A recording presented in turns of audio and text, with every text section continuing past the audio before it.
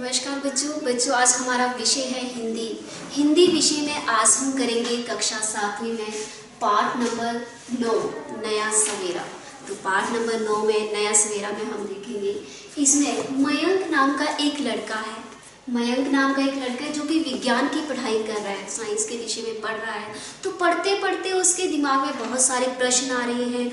वो सोचता है कि जब वो विज्ञान का विषय पढ़ रहा है तो उसमें देख रहा है सौर ऊर्जा के बारे में उसने पढ़ा, तो उसके दिमाग में बहुत सारे प्रश्न आ रहे हैं कि सौर ऊर्जा क्या है, यह किस काम आती है और इसे कैसे प्रयोग में लाया जाता है, उसका क्या महत्व है। तो एक एक करके उसके दिमाग में बहुत सारे प्रश्न आ रहे हैं। तो इन्हीं प्रश्नों के बारे में सोच रहा है। तो उसके पिताजी उनके पास बैठे हुए हैं जो कि अखबार पढ़ रहे हैं। तो वो अपने पिताजी से पूछते हैं, देखेंगे वो अपने पिताजी से पूछते हैं कि सौर ऊर्जा क्या होती है। तो उनके पिताजी उनको विस्तार से बताते हैं कि सौर ऊर्जा सूर्य से प्राप्त होती है।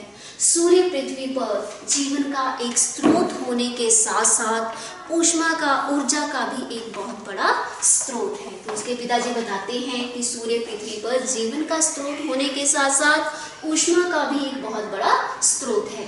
सूर्य एक विशाल परमाणु रिएक्टर है, एक गैसों का बना हुआ गोला है, परमाणु रिएक्टर है जिसमें हाइड्रोजन गैस लगातार उच्च तापमान और दबाव के कारण निरंतर जलती रहती है। लगातार जो है वो गैस जो है वो चलती रहती है।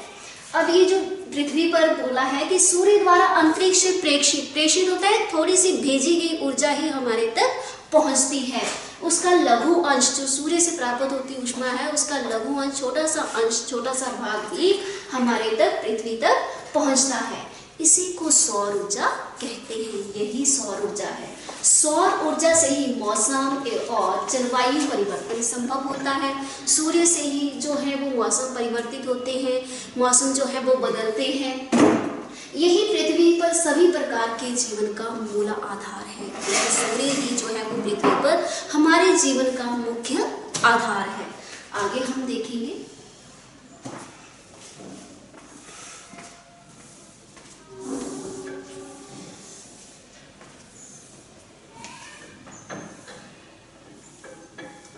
उसके बाद उसके पिताजी कहते हैं, मयंक के पिताजी उसको बता रहे हैं सौर ऊर्जा के बारे में। तो मयंक को कहते हैं कि सूर्य से प्रत्यक्ष रूप से प्राप्त होने वाली ऊर्जा की कई विशेषताएं हैं। जो सूर्य से हमें ऊर्जा मिलती है, जो ऊष्मा मिलती है, उसकी कई विशेषताएं हैं। तो सौर ऊर्जा का अत्यंत विस्तारित होता है बच्चों, विस्तारित फैलाया हुआ। नंबर 1 जो है इसकी विशेषताओं में अत्यधिक विस्तारित है, फैली हुई है, अप्रदूषणकारी है, इससे प्रदूषण भी नहीं फैलता है, ये अप्रदूषणकारी है। और तीसरी विशेषता है इस स्रोत का अक्षुण्ण होना। अक्षुण्ण मीन्स इसको खंडित नहीं कर सकते, इसको हम तोड़ नहीं सकते। तो 3 विशेषताएं हैं, अत्यधिक विस्तारित है, अप्रदूषणकारी है और इसका स्रोत जो है वो अक्षुण्ण है, खंडित नहीं होने वाला है, खत्म नहीं होने वाला है।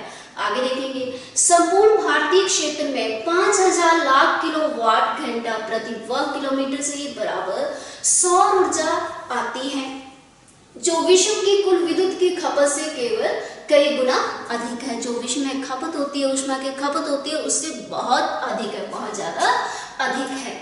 इससे स्वच्छ वातावरण होता है, धूल नहीं होती है, ठीक है। प्रतिदिन का सौर ऊर्जा का संपाद 4 से 7 किलोवाट प्रति घंटा प्रति वर्ग किलोमीटर तक होता है। आगे देखेंगे, भारत में 250 से 300 दिन ऐसे हैं जहां हमें लगातार ऊष्मा प्राप्त होती है। जो वर्ष के महीने 365 दिनों में जो 250 से 300 दिन है, उसमें हमें सूर्य की ऊर्जा जो है, ऊष्मा जो है वो लगातार मिलती रहती है। अब आगे देखेंगे,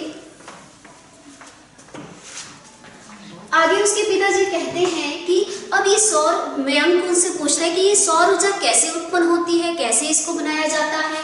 तो उनके पिताजी मयंक से कहते हैं कि जो सौर ऊर्जा है, सूर्य से प्राप्त होने वाली ऊर्जा 2 प्रकार से विद्युत में बदली जा सकती है। 2 तरह से इसकी विद्युत में परिवर्तित किया जा सकता है। पहला तरीका हम देखेंगे प्रकाश विद्युत सेल की सहायता से, और दूसरा तरीका है किसी तरल पदार्थ को सूर्य की ऊष्मा में गर्म करके विद्युत चलित यंत्र चलाकर ऊर्जा उत्पन्न की जा सकती है। दो तरीकों से बिजली बनाई जा सकती है। पहला आ गया विद्युत सेल की सहायता से और दूसरा किसी तरल पदार्थ को सूर्य की ऊष्मा में गर्म करके। तो ये तो हो गया सौर ऊर्जा की विशेषताएं। फिर हमने देखा सौर ऊर्जा किस तरह से विद्युत ऊर्जा में परिवर्तित की जा सकती है। अब आगे देखेंगे सौर ऊर्जा के लाभ। अब सौर ऊर्जा के क्या क्या लाभ हैं, क्या क्या फायदे हैं, तो इसके लिए देखेंगे सौर ऊर्जा अनाज सुखाने, जल ऊष्मन होता है जल को गर्म करने, पानी को गर्म करने, खाना बनाने के लिए, प्रशीतन होता है ठंडा करना, प्रशीतन करने के लिए, जल शोधन मीन्स परिष्करण, जल को साफ करने के लिए, तथा विद्युत उत्पादनों को चलाने हेतु इसका उपयोग किया जा सकता है। तो ये आगे हमारे सौर ऊर्जा के लाभ। आगे देखेंगे फोटोवोल्टाइक प्रणाली से सूर्य से जो प्रकाश की विद्युत में रूपांतरित किया जाता है उसको हम दूरभाष, टेलीविजन, रेडियो, पंखे, जल पंप आदि चलाने के लिए भी सूर्य ऊर्जा का प्रयोग करते हैं, सौर ऊर्जा का प्रयोग कर सकते हैं। आगे हम देखेंगे सरकार द्वारा अपारंपरिक ऊर्जा स्रोत मंत्रालय इस ऊर्जा के उपयोग को प्रोत्साहन दे रहा है और इसमें आर्थिक और वित्तीय प्रोत्साहन, प्रमाणन, जल प्रचार आदि कार्यक्रमों को बढ़ावा दे रहा है ताकि लोग जो है वो अधिक से अधिक सौर ऊर्जा का उपयोग करें। इसी परिणाम के लिए भारत में लगभग 4,50,000 किलो वर्ग मीटर से अधिक क्षेत्रफल में सौर ऊर्जा जल ऊष्मन संग्रहालय जो है वो स्थापित किए गए हैं, जिसमें प्रतिदिन 220 लाख लीटर जल 60 से 70 डिग्री सेल्सियस तक गर्म किया जाता है। आगे हम देखेंगे, ये तो आगे सौर ऊर्जा के लाभ।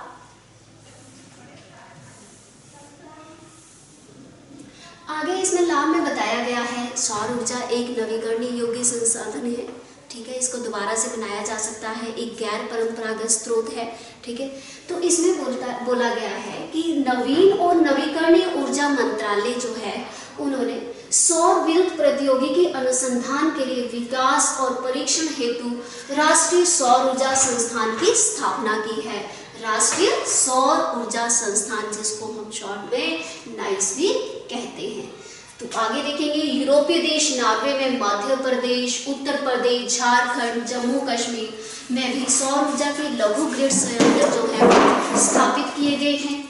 अब आगे देखेंगे, ये तो आ गया हमारा सौर ऊर्जा के विशेषताएं आ गई, कैसे सौर ऊर्जा उत्पन्न की जाती है, कैसे उसकी बिजली बनाई जाती है, कैसे तीसरा हमने देखा सौर ऊर्जा के लाभ। अब देखेंगे लाभ के साथ साथ इसकी कुछ हानियां भी हैं। हर एक चीज के दो पहलू होते हैं, अच्छा या बुरा। तो लाभ देखें, अब लाभ के साथ साथ हम देखेंगे कि इसकी कुछ हानियां भी हैं। तो हानियां बताते हुए कहा गया है कि सौर ऊर्जा में भी कुछ कमियां हैं, कुछ हानियां हैं। तो इसमें देखा गया है कि सौर ऊर्जा उत्पन्न करने के लिए केवल वही क्षेत्र सक्षम है, वही हम ऊर्जा उत्पन्न कर सकते हैं जहां पर्याप्त हमें सूर्य की ऊष्मा प्राप्त हो, जहां सूर्य की ऊर्जा प्राप्त हो वही हम सौर ऊर्जा उत्पन्न कर सकते हैं। फिर आगे देखेंगे वर्षा और मेघ भरे मौसम में भी सौर ऊर्जा का उत्पादन नहीं किया जा सकता। रात के समय में भी हम सौर ऊर्जा का उत्पादन नहीं कर सकते और इसके जो संयंत्र होते हैं, जो सौर ऊर्जा उत्पन्न करने के लिए जो उपकरण होते हैं वो भी बड़े नाजुक होते हैं, जिनका रख रखाव बड़े ही ध्यान से करना पड़ता है।